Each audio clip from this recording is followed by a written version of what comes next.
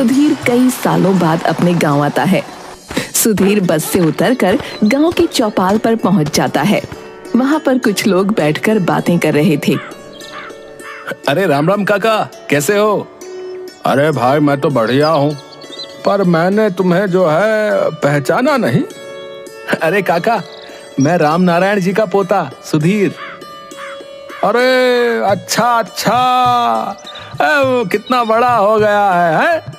पहचान में ही नहीं आ रहे भैया। और फिर वहां से निकल जाता है। गांव के आदमी बातें कर रहे थे। अरे हाँ भैया, मैंने भी उस रहस्यमय ऑटो रिक्शा के बारे में सुना है। क्या सच में वहाँ वो ऑटो रिक्शा आता है? सुधीर अपने बीमार दादा के पास पहुंचता है, जो कि एक घाट पर लेटे हुए थे। दादाजी। अरे बेटा, तू आ गया। मुझे माफ कर दीजिए दादाजी, मुझे आने में बहुत देर हो गई। अब जल्दी से आप ठीक हो जाइए। मैंने जैसी खबर सुनी कि आप बीमार हैं, मैं पहली गाड़ी लेकर ही यहाँ आ गया। अरे कोई बात नहीं बेटा, अब तू आ गया है ना, तो मैं बहुत जल्दी ठीक हो जाऊंगा। तू बहुत थक गया होगा, जाकर हाथ मुंह धो ले बेटा और खाना खा ले। सुधीर हाथ धोने के लिए उठता ही है, तब उसे चौपाल के आदमियों की बात याद आती है, तो वहीं रुक जाता है। अरे दादाजी, मैं जब यहाँ पर आया तब चौपाल पर कुछ लोग किसी ऑटो रिक्शा के बारे में बात कर रहे थे। तो ये ऑटो रिक्शा की कहानी अभी भी गांव में चर्चित है। अब क्या मतलब? हाँ बेटा, ये ऑटो रिक्शा की कहानी तो बहुत सालों से गांव में फेमस है। लोग कहते हैं कि गांव की काली पहाड़ी पर एक ऑटो रिक्शा है जो हमें किसी दूसरी दुनिया में लेकर जाता है। पर अब ये बात कितनी सही है, कितनी गलत, ये तो मुझे भी नहीं पता। और लोग कहते हैं कि काली पहाड़ी पर रात को ऑटो रिक्शा के चलने की आवाज भी आती है। अब पर तू इन सब पचड़ों में मत पड़। जा और हाथ मुंह धोकर खाना खा ले, जा। फिर सुधीर वहां से चला जाता है और रात को सोते वक्त उसे नींद नहीं आती और वो ऑटो रिक्शा के बारे में सोचता है। अब क्या सच में कोई ऑटो रिक्शा है जो दूसरी दुनिया में लेकर जाता है? अगर ऐसा हुआ तो ये तो मेरी न्यूज एजेंसी के लिए बहुत बड़ी खबर बन सकती है। मुझे पता लगाना ही पड़ेगा। फिर सुधीर उठकर काली पहाड़ी की तरफ बढ़ जाता है।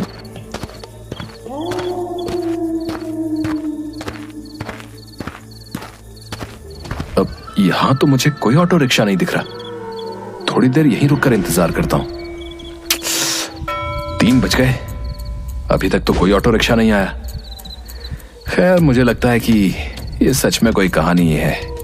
सुधीर घर के लिए आगे बढ़ता है, तभी उसे रिक्शा चलने की आवाज आती है। वो वहीं रुक जाता है। अरे, रिक्शे की आवाज। फिर वो आसपास देखता है, पर उसे कोई रिक्शा नहीं दिखता। वो आवाज को ध्यान से सुनता है, तो उसे आवाज पहाड़ी में से आती सुनाई देती है।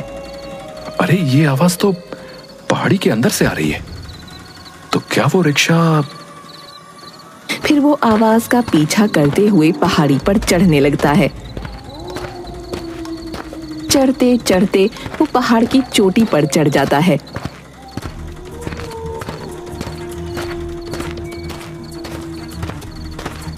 पहाड़ी पर चढ़कर उसे एक बड़ा सा पत्थर दिखता है। अरे, ये आवाज तो इस बड़े से पत्थर के पीछे से आ रही है। फिर सुधीर उस बड़े से पत्थर को हटाने की कोशिश करता है। बहुत कोशिश के बाद वो पत्थर हटा देता है। उसे वहां एक रास्ता दिखाई देता है जो कि नीचे की तरफ जाता है। बड़ा अजीब सा है, पहाड़ी की चोटी पर रास्ता। खैर, जो भी है, अगर रिक्शा के बारे में पता लगाना है तो नीचे तो जाना ही पड़ेगा। सुधीर उस आवाज का पीछा करते हुए नीचे पहुंचता है। तब उसे कुछ दूर पर एक ऑटो रिक्शा दिखाई देता है। अरे शायद यही वो रहस्यमयी ऑटो रिक्शा है। पर अजीब है, इस पहाड़ी की चोटी पर यह रिक्शा क्या कर रहा है? चलो कोई बात नहीं, कोई तो आगे दिखेगा ही, और जो भी इस रिक्शा को चलाता होगा मैं उसी से कुछ बातचीत करके पता लगाने की कोशिश करूंगा। ऐसा कहकर सुधीर ऑटो रिक्शा के पास जाता है। अरे यहां तो कोई भी नहीं है। ओ भैया, कोई है? कोई है भैया? हेलो? तभी ऑटो रिक्शा अपने आप चालू हो जाता है। सुधीर बहुत डर जाता है। अरे ये क्या हुआ? ये रिक्शा अपने आप कैसे चालू हो गया? कोई है? कोई है? और अपने आप चलने लगता है।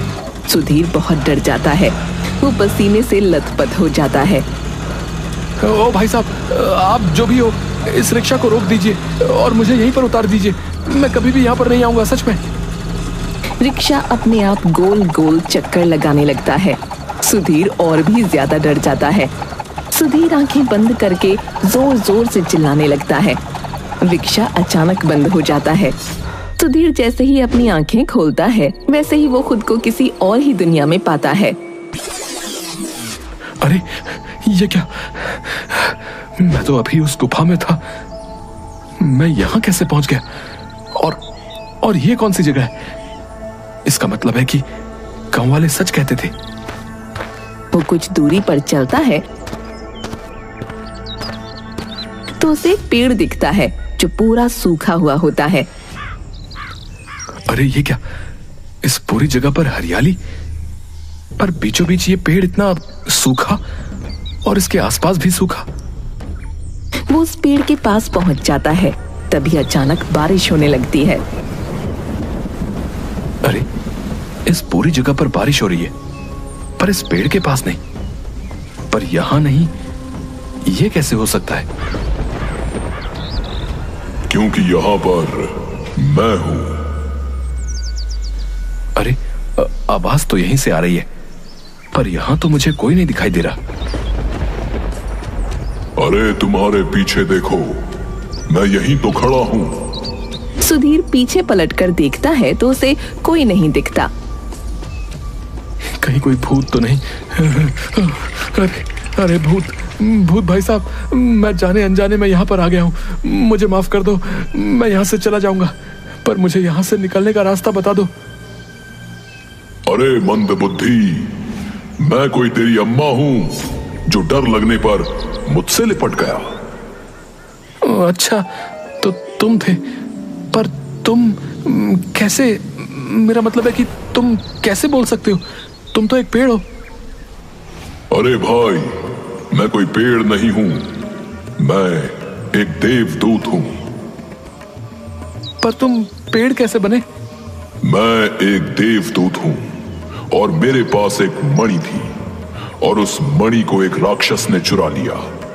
इस वजह से मेरी ये हालत हो गई है।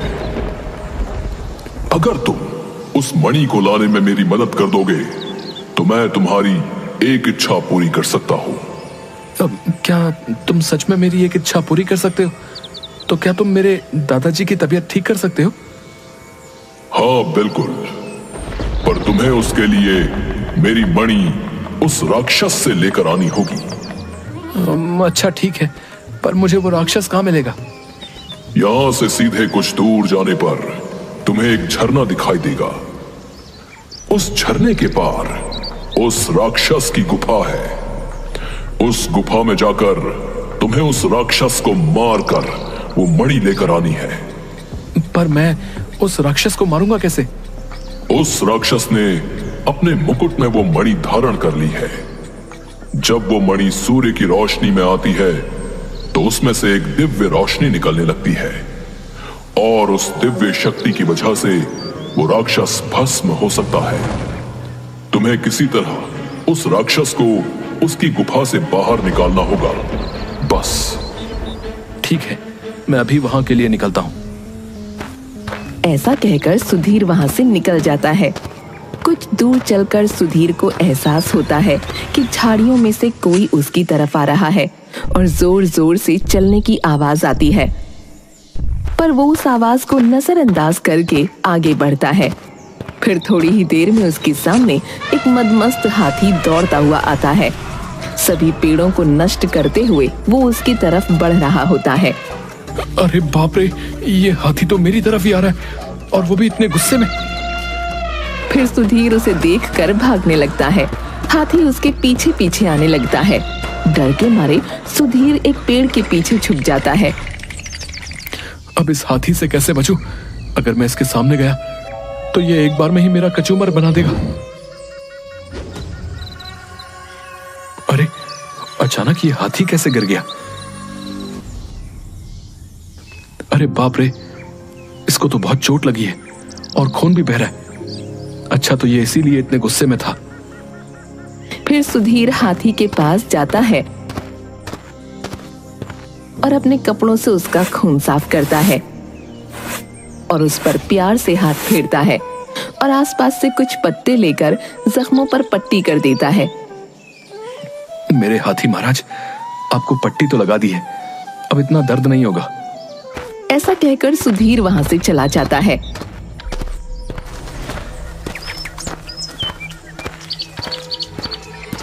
इतनी देर हो गई पर अभी तक कोई भी झरना नहीं मिला। वो थोड़ी और दूर तक चलता है। कुछ दूर चलने के बाद उसे एक पहाड़ दिखता है।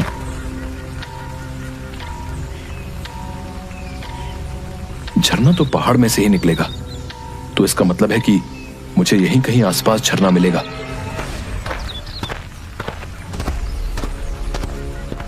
अरे यहां पानी तो नहीं है, पर मेरे पैर कैसे गीले हो रहे हैं? फिर वो जमीन को छूकर देखता है तो उसे पानी का सा एहसास होता है। अच्छा, इसका मतलब है कि ये झरना अदृश्य है, और इसका मतलब ये है कि उस राक्षस की गुफा यहीं कहीं आसपास है। अब मुझे वो गुफा ढूंढनी होगी। वो गुफा को ढूंढने के लिए सभी तरफ देखता है, पर उसे गुफा नजर नहीं आती।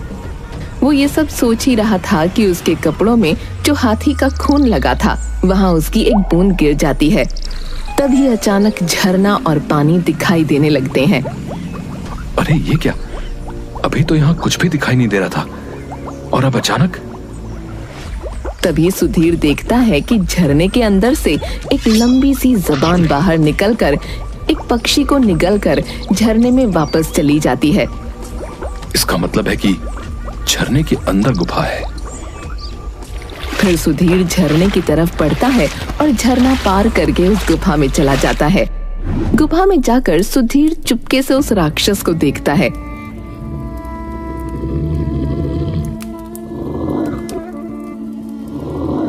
अरे बाप रे, इतना खतरनाक राक्षस! इससे मैं मणि कैसे हासिल करूंगा? लगता है ये सर पर जो मणि है वो उस देवदूत की ही मणि होगी, पर वो मणि मैं हासिल कैसे करूंगा? सुधीर गुफा को देखता है। तभी वो राक्षस सुधीर को देख लेता है और उसके पास आ जाता है।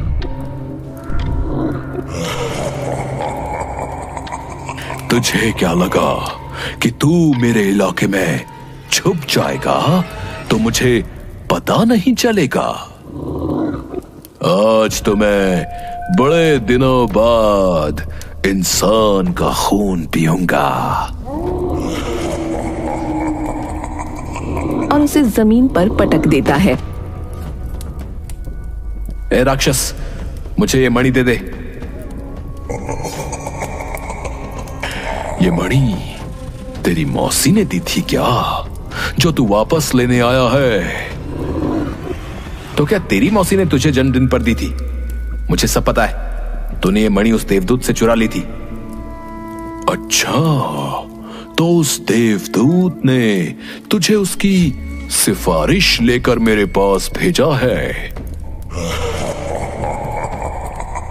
पर तू ये नहीं जानता कि तू यहां से जिंदा नहीं बच पाएगा। ये तेरी गलतफहमी है राक्षस। ये मणि तो मैं तुझसे लेकर ही रहूंगा। राक्षस सुधीर को खाने के लिए आगे बढ़ता है, पर सुधीर उससे बचने के लिए इधर उधर भागने लगता है। तभी राक्षस सुधीर को पकड़ लेता है और दोनों हाथों से उसे ऊपर उठाकर जमीन पर गिरा देता है और उसे खाने के लिए आगे बढ़ता है। सुधीर जैसे तैसे खड़े होकर फिर से भागने लगता है। इस राक्षस को मैं इस गुफा से बाहर कैसे निकालूं? हाँ, अगर मैं गुफा से बाहर निकलूंगा तो ये राक्षस भी मेरे पीछे गुफा से बाहर निकलेगा। राक्षस, तू मुझे खाना चाहता था ना? ये ले, मैं तेरे सामने ही खड़ा हूं। आज तो मैं तुझे खा कर ही रहूंगा। सुधीर भागते भागते उस गुफा के पार हो जाता है और राक्षस भी सुधीर के पीछे उसे खाने के लिए गुफा से बाहर निकल जाता है। गुफा के बाहर निकलते ही उस मणि में से बहुत तेज रोशनी निकलती है जो राक्षस सहन नहीं कर पाता। राक्षस दर्द से चिल्लाने लगता है और भस्म हो जाता है। फिर सुधीर मणि को लेकर उस पेड़ के पास पहुंच जाता है।